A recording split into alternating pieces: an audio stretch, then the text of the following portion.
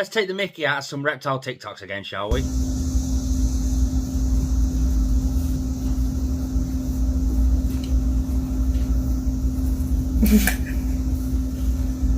Oh my god, she literally laughed at the end like it was a funny situation. I mean, guess what happens when you actually squeeze a leopard gecko's tail? They get payback.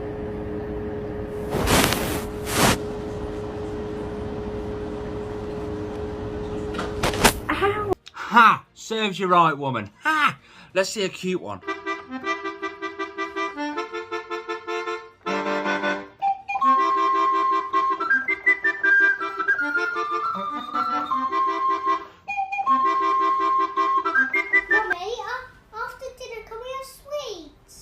Zachary, I already said no. I know you said no. I feel like you don't mean it, and I'm going to ask you a few more times. Leopard geckos really are just like kids at times, aren't they? I love it when they shed and it's like dead satisfying to watch them do. Showing my gecko's satisfying shedding process. And then his skin is stuck in his eye, so he licks his eye. Itchy baby has in a humid hide to help him shed better. Has just Trina relieve his itch. Licks eye again. I wonder what it'd be like if humans had to shed like this. Ripping it off. It's like a little hoodie. When will he start eating his skin? I wonder how uncomfortable this is. He hawed half of it off. Look at his little derpy face. His skin has starting to eat it. Acts like nothing wrong. Okay, keep missing King, you'll get it. Look at how his hand is slipping out. Biting the paper towel. It's like he's giving birth. Look how satisfying it slips right off. Look at the texture and prints. Extra protein for him. Nom nom. You see how he sort of got half of it off and then didn't get the rest off? Well, that's a sign that he's dehydrated and he just doesn't know what he's doing, really. He hasn't got the moisture between the two layers to get it all off in one good swell, one good piece sort of thing. The best way to do that is highly gut-loaded live food, so make sure the live food has got an awful lot of moisture inside it. And two, just give them a water bowl, let them have a drink, let them have access to fresh water, and that's going to help your animal shed. Make sure the humid hide's nice and moist for them, especially around shedding time. You ain't going to have a problem. You're going to have a complete full shed. You're never going to have stuck shed on the end of their tails and on the tips of their toes, and it's just the best way to go forward. Have you ever been in love? I don't think so. Do you want me to describe it to you?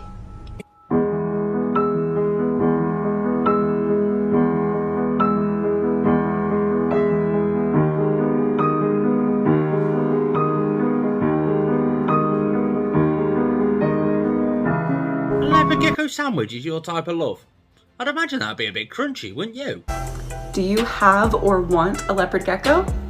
Let's talk about their enclosure. Oh, we all know I love leopard gecko enclosures, don't we? I mean, this is my one just here. I mean, it's a bit ratty. I need to give it a good scrub out and stuff like that. No, that's not actual sand. That's a solid substance. Inside that hole there leads us to this just here. What is this? A external removable moist hide, and it's all sort of built in. We've got all natural material, UV lighting, so the natural materials are absorbing and deflecting all the UV rays and the infrared rays in different wavelengths of light. I absolutely love building enclosures, so if you want to see this enclosure, I mean, feel free to subscribe because we're always showing you how to build awesome enclosures just like this. But if you want to see this exact enclosure build step by step, exactly how you want to see, yeah, just everything, I'll leave a card just up there. Let's get back to that video. Leopard gecko enclosures can be set up many different ways. I personally choose to do bioactive. I find it to be the most naturalistic environment for them. The main things that a leopard gecko needs to survive and thrive, most importantly, are going to be a hot hide set up with a heating pad and thermostat to about 90 to 91 degrees, obviously a water bowl. They also need a cool hide on the cool side of the enclosure and a humid hide with sphagnum moss or damp paper towels. The humid hide allows them to help shed and have a nice cool damp place to shed their skin. You can also use many different kinds of substrates like paper towels. Many people do the tile method. There are also a lot of wrong ways to do it. This is not an end-all be-all. Please do your research. Feel free to use a heating pad if you want. I tend to find with the world, we'll say the world, but America is a little bit further behind in their technology and scientific research than what the UK is, to the point where the UK is trying to influence the forward progression of keeping reptiles quite heavily in the States. I mean, like Arcadia have gone over in the States, Reptile Systems are pushing over in the States now, and that's all because stuff like heating pads only give off an infrared heat of infrared C, I think it's called, or infrared C, and that's not a naturalistic infrared wavelength of heat, or infrared wavelength of light, which is actually scientifically known as. It's not a natural light off a heat mat, so the way you need to go forward is something along the lines of the Arcadia deep heat projector or the Mega Ray infrared heat projector. They're the two that give off the infrared wavelengths of infrared A through to infrared B, which is a natural wavelength of heat and light that they would naturally see in the wild, meaning their bodies can produce natural vitamins and minerals, and they can synthesize their own vitamins within their body. It's just a lot more natural, a lot more healthier. And I'm gibbering off an awful lot. Did you notice that her water bowl was actually on her hot side, increasing the humidity inside of her enclosure, increasing respiratory issues within the actual leopard gecko? Just something I picked up. Go back and have a look.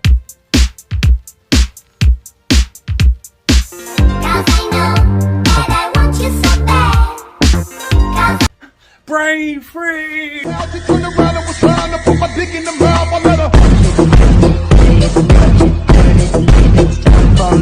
did you see the Black Knight there? One of the first ones that was on it. Oh, that's pretty. I've never really been one for special morphs and stuff like that. I'm a lover of the natural sort of wild type morphs, just solely because that's how they come out in the wild. I don't know, are you the same as that? Part 2, where I show his enclosure. This is what it looks like now, and I'll get into more detail, but first let's look at the enclosure he came with. As you can see, he has improper heating and lighting, his hides are way too small, his water dish is way too small, he doesn't have a calcium bowl. Now he has 3 properly sized hides, one on the hot side, a humid hide in the middle, and a hide on the cold side. This is the inside of the humid hide. As you can see, it is full of moist sphagnum moss. Whoa, let's stop that there just a second. Right, a little bit of experience that I've had with sphagnum moss inside the moist hide. As the leopard geckos are shedding, as you've already seen them shed in this video, they're running around, they're opening their mouth, they're grabbing their skin, they're peeling it back, they're grabbing their skin, they're peeling it back, they're ingesting it as they're doing so. A little bit of sphagnum moss can get in with that, with them ingesting their own skin. And you might sit there and think, well, that's highly unlikely. Well, recent experience with a very good friend of mine is Sammy. Now, she had exactly the same thing, and she ended up getting inside her body. It was, again, exactly the same amount of sphagnum moss that is within all of that, the video that we've just seen. So not too much, but it got in. And she stopped eating for a few days, and then she carried on eating a little bit. Then she was constantly straining, trying to push a poo out. Eventually, she did poo. The next morning, a hernia. A massive hernia on her stomach. Straight down to the vets. They sorted it all out. They stitched her back up. Her body, and they just refused. Her body refused the stitches, and she kept pulling the stitches out. Now, when you've got a sick animal, a reptile, they shed their skin more frequently. Sammy was shedding her skin every 10 days or so, and it was pulling the stitches out every time, taking her back, getting the stitches done. Sammy, unfortunately, sadly, didn't make it. We do have a tribute on the just there, and that's a tribute to Sammy. So the biggest piece of advice here is do not use sphagnum moss or any big long stringy sort of material, cotton wool or whatever, inside your moist hide, because that is the place where ingestion and impaction is likely to occur the most. Damp paper towel, for me, I've got really fine ground cocoa fiber, and even that cocoa fiber, I let it dry out. I obviously rehydrated it, got it up all expanded. I let it dry out for nearly a week or so. Then I even put it in the food blender, got it even finer, and that's what I use as a moist hide material in with my leopard gecko. Let me quickly go and show you, and that just works for me, and I've never had a problem in the 6 odd years I've had leopard geckos for. But push that up. There we go. I don't know what that got caught on. Probably a piece that's actually come out. The problem with doing it my way is it gets a little bit dusty when it does dry out, so you just have to keep on top of it and stuff. But be careful with sphagnum moss inside your moist hides. It's an innocent mistake to make, but learn from mistakes that I've seen done in the past. And it has a hydrometer probe to measure the humidity. This is my thermometer / hydrometer. As I said, the hydrometer part is in the humid hide and the thermometer part is in the hot area. Right here, that's the probe to the thermometer. As I said, this is his hot area under his halogen lamp. And there is also a heat mat. Here are the cords to the heat mat. And here is the thermostat that regulates the temperature of the heat mat. Here's his water dish. And here's his dish for calcium without D3. I hope you'll love him as much as I do. To use vitamin D3 or to not use vitamin D3. If you don't know what that is, the calcium that we use to stop metabolic bone disease that goes on all their live food, you can get it with or without vitamin D3. The rule is if you have UV lighting with your leopard gecko, you don't need to use D3. And that's solely because their bodies can produce their own vitamin D3 if they have UV lighting. So with UV, no D3. Without UV lighting, use D3.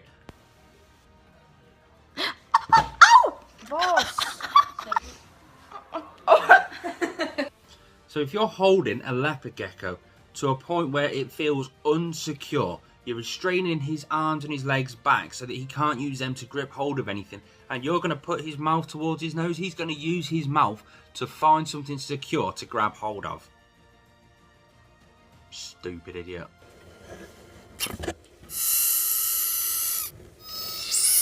Oh, that was so cute. Am I the only one that thought that was so cute and I even went to hit the like button on this video knowing full well that it's still in the editing stages?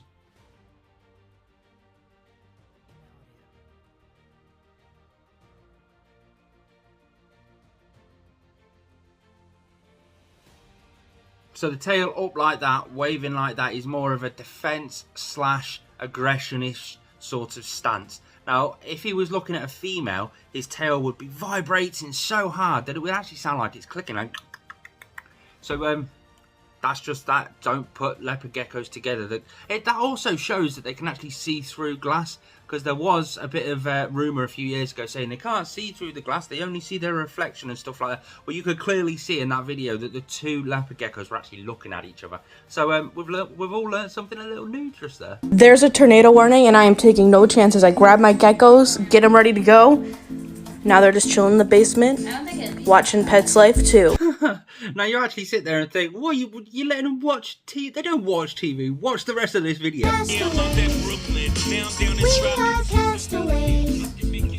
Come on, let's go back home. Come on, are you ready? Come on, girl. Good girl. There you go, madam. That's a leopard gecko that no longer wants to be around the owner. I just want, right, get me back in now. I want to go back in now. Give me a hand. I want to go back in now. Have you ever wondered what it's like to put two leopard geckos together for breeding when they clearly are not ready or don't want to breed? Whether you just pulled them out in the middle of the day to do it when they're both half still asleep. I mean, that is a good time, obviously, but check this out.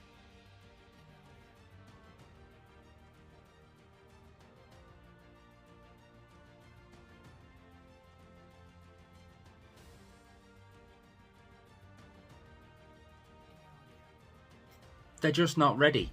Unlike in the human race, the females take an awful lot longer to get ready and to actually physically be ready themselves. Their whole body's changing, everything's changing in their mentality, just everything. It takes a lot longer for the females to be ready. So a male could be ready to breed after like a year.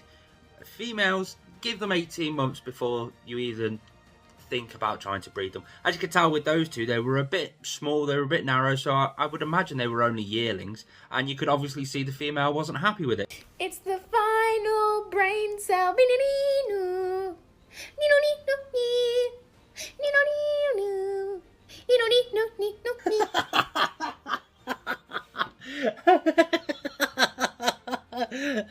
Oh, let's watch that again. It's the final brain cell.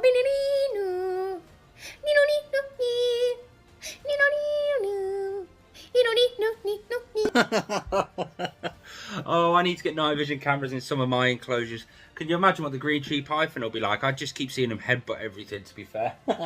Note to self, always secure your hides down or make it so they can't just be rolled around. You're going to injure your leopard gecko in a comical way.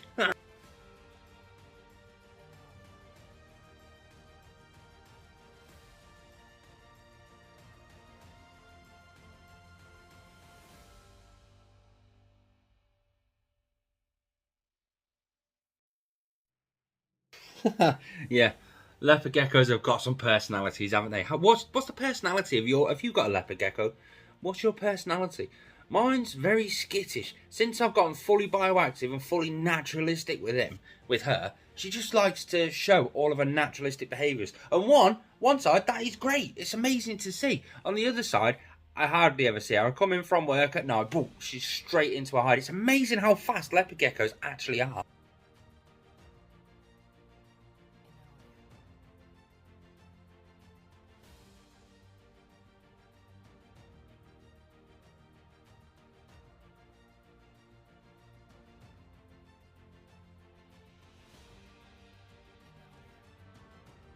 Oh, you've got to admit, baby leopard geckos, like freshly hatched baby leopard geckos, are super cute. And they're so innocent, they don't know anything, they're learning everything. I mean, in the wild, they live a matriarchal society. So you've got like your alpha males, your matriarchal females, and the ones underneath them and stuff like that. So they live in a big society. But it's just amazing to see how we raise them from the eggs compared to what they would do in the wild. It's just fascinating. Let me show you the difference between a healthy leopard gecko and a inbred one. Healthy, inbred.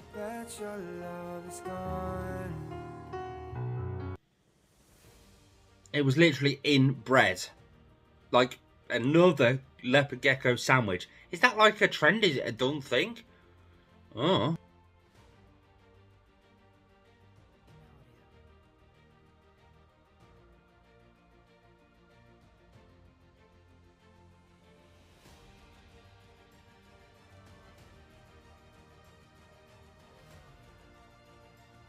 Give your leopard gecko options to climb safely, I guess.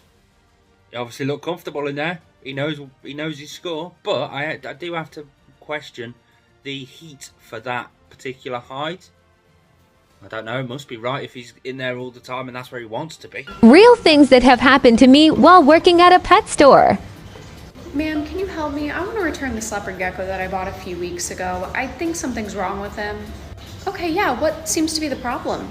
So I bought him a few weeks ago because I wanted him to keep my other leopard gecko company, but I just don't think that they get along. I'm looking to get another one that might be a better fit for him. Okay, yeah, I understand. That might be the first problem. I typically don't recommend that customers keep leopard geckos together, just because, you know, some issues can arise. Oh my God. Yeah, I think you're seeing what I see. I don't think that they get along. No, sir, they clearly didn't. This leopard gecko has dropped its tail, it's covered in wounds, and its back leg looks like it's like broken. Yeah, see, that's why I want to get another one that'll work better, you know? I hate everyone, but man, oh man, you're my best friend. I'll scream it to the nothingness. There ain't nothing that I need. Well, hard and heavy pumpkin. I think only animal people can relate to that. Am I the only person that prefers animal company over people company? Let me know in the comments down below. But that's everything for this video. Thanks for tuning in. If you're new, please consider subscribing. Peace out.